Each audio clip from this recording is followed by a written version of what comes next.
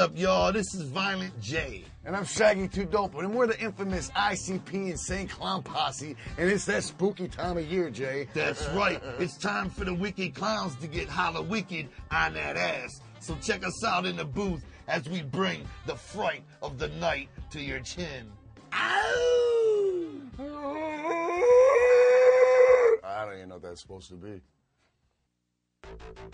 Yo, ICP all up on G4 right now. Insane Clown Posse representing Southwest Detroit, the murder men. That's right, my man's Violent J, Shag's Too Dope, and right about now on Hip Hop Freestyle 101, my man's Violent J about to hit this shit right now. Kick it, dog. I come floating on a magic carpet with a fat sword. I'm Violent J of the Lotus Ward, the big genie. You can try to rub my lamp, I might float out and spike your ass like that. I bow to the pyramids, I do confide. The secrets of the carnival are deep inside. Disrespected and hocus pocus, I'll split your forehead and plant my lotus. You don't know what this killer's all about. I might sever your head off and fuck your mouth. Bells and chimes ring 17 times. Faceless souls act out like mimes. Pegasus cry as gargoyles take eyeballs from heads like skinless grapes. Even kings will fall to the floor and end up only knowing G4. Oh! And that's how ICP does in this motherfucker, you know what I'm saying? G4, hip-hop, motherfucker, straight up from Southwest Detroit. Wicked shit. That's how we do. From the murder mitten. Wicked shit, you're not forgetting. Wicked shit, head splitting. Wicked shit, wicked shit. Keep it wicked. Freestyle 101 G4.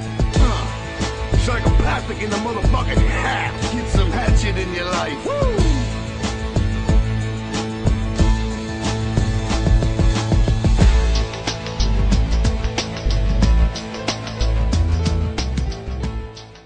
Growing up in Detroit, the hip-hop scene, I've come to learn, was different than it pretty much is in a lot of places. It was its own special thing in Detroit. I remember collecting all local rap from Detroit, you know, but the stuff I collected was the stuff that came out, you know, pressing up your own tapes, 500 tapes, slanging them in the neighborhood, you know, or the next level when CDs came out, being able to press 1,000 CDs, you know.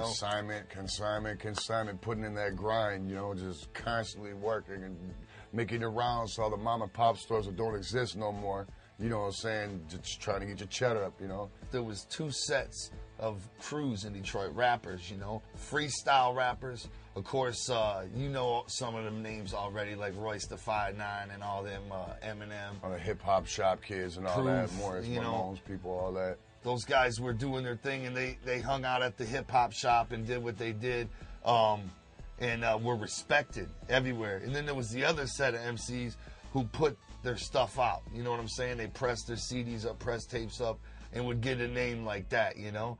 And we come from the side that released our own music as far back as we can remember, trying to sell it, you know? Back in the day, it was different than it is today. Today, you know, the internet changed the whole world. But back in the day, you could make serious money selling your own music because there were so many little record stores, you know? You can make a living just off of selling like 30, 40,000 records locally in Detroit. You can make a comfortable living off that, you know? And that's like Jay was saying, the people that actually would put in that work and press it up, not just hang out Friday nights at the hip-hop shop battle and see who's fresh or whatnot, but actually putting that work in to press your thing and all that, you know what I'm saying? And like, you know, you had your Awesome Dre's, your Mercer Samirs, of course, ICPs, you know, and even your Kid Rocks and Eshams and stuff like that, who actually would put in that grind to put out records to make that money, you know, to support what they were doing, you know. Some of the Detroit rap heroes, without a doubt, are cats like Awesome Dre. Awesome Dre had a deal with Priority back in the day, you know. He was a lyricist, but he was the first one to actually get on from Detroit, you know, get a major deal. And he was respected as a lyricist. And I think that's where a lot of the freestyling that came from Detroit came from.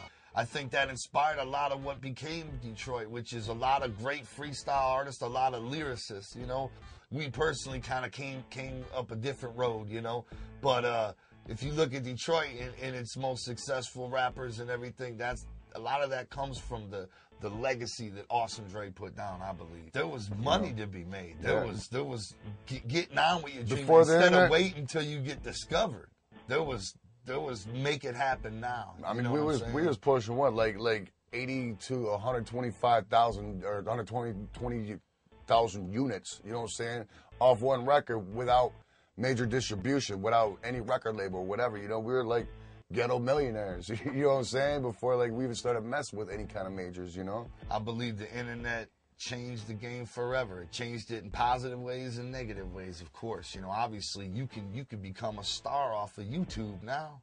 You know, you can become a star off of MySpace now, you know. You ain't gonna make no money. Yeah, I mean, that's a different. If you can transfer that into money, that's different. You know what I'm saying? Everybody's got different tactics. You know, you hook up with some computer nerd that knows, you know, how to get money off that. But yeah, I mean, you could be getting like 2 million downloads, but you still be gripping a Pinto and living in your mom's basement. When we started out, if we came out with a new record, it would take 3 days to drive that record to all the record stores in our, you know, in about a 2-hour radius around Detroit. That many mom and pops, you know. There was that many stores thriving, selling CDs, whether they were brand new stores, chain stores, or used stores. There was that many. It took 3 days to get to them all. Today, it's probably 3 stores in all of Michigan. You know, but there's still ways to get on, obviously. You know, it's just different now. You know what I mean? Today, having a bomb-ass freestyle, that can really... You can be seen now. You got the internet. You can shine off that extra hard. It ain't like being on the corner anymore. You can become a star off that, you know. And plus, the whole industry is more solid now. It's grown into what it is. Maybe back in the day, everything was still just coming out of the garden. Today, it's a forest. You know what I mean? So.